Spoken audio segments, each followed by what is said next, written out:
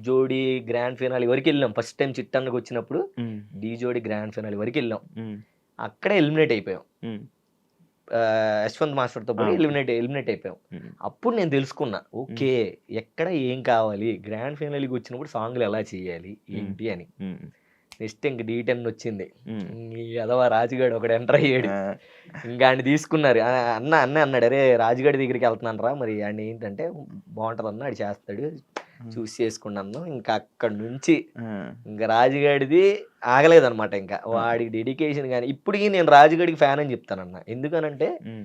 వాడు బయట ఎలా అయినా ఉన్నా ఏదన్నా చేయని, హ్మ్. రాజుగాడికి ఉన్నంత డెడికేషన్ D10లో హ్మ్. నాకు తెలిసి నేను ఎవ్వరి దగ్గర చూడలా. హ్మ్. వాడికి డెడికేషన్ బాబోయ్, నరాలు తెగిపోయాయి, అవునండి. బెల్ట్ ఎక్కిపోయాయి.